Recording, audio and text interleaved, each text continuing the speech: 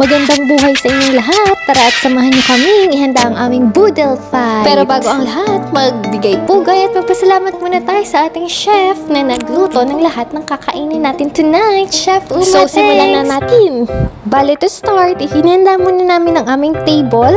Bale, hindi kami gumamit ng banana leaf o dahon ng saging dahil ginto ang presyo nandito. Pero mga Mars, okay na yung cling wrap, katalo na tayo doon. So, after namin latagan ng cling wrap ang ating white table, nag-spread na rin tayo ng rice. Kung mapapansin nyo, dilaw yung rice natin. Bali, gumamit kami ng turmeric powder para maging dilaw yung rice. Okay naman yung may turmeric powder, wala siyang kakaibang lasa. Same pa din na kanin, masarap, pero mas healthy. So, bali, nung umaga, naisipan nila mag-fish market. Kaya saya namin ngayon kasi boodle fight day today. So, simple lang naman yung mga nasa boodle fight menu natin ngayon. Yung mga usual na laman lang ng boodle fight. Yun nga lang, mas mura to kasi sa fish market namin siya binili. At syempre, fresh din. So, meron tayong shrimp na niluto sa Cajun sauce ni chef. Meron din namang squid, crab. At yung crab dyan, isa lang kasi libre lang binigay sa fish market.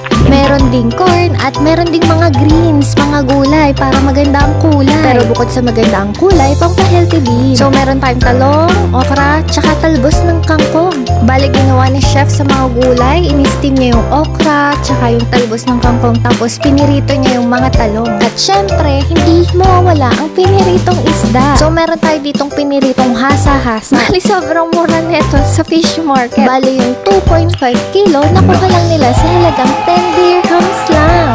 Plus, meron din tayong baboy. Bali, ginrill ni chef yung baboy sa barbecue sauce. Ay, wow, grabe ang sarap nito. Legit. So, sobrang mura lang talaga ng mga nagastos ng total ng mga pinamili nito. Kung i-compare mo, kung bibili ka sa mismong restaurant at o-order ka ng pang boodle fight. Tapos, yung size nito parang triple na kung bibili mo siya sa restaurant. Kaya, sulit busog-lusog. Kaya, the best din talaga pagkakain ka sa bahay. For the linis din tayo ng mesa dahil sa mga kumalat na sauce. Syempre, hindi rin mawawala ang ating itlog na maalat. Bali, sinamahan to ni chef ng kamatis at sibuyas. Grabe, ang sarap nito.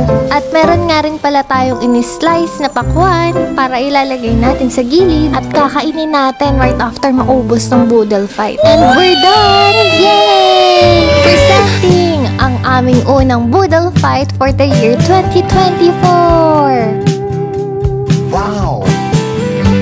So, yun na nga, binalaksayan namin i-video habang kumakain. Ita-timelapse sana namin. Kaya lang sa sobrang excited namin, naubos na namin yung pagkain, tsaka lang namin naalala ulit. Buti, nakapag-picture-picture muna kami bago mag-start. So, next time na lang natin lalagyan ng video ulit habang kumakain. O siya, yun lang muna po for today. Thank you for watching. See you! Bye-bye!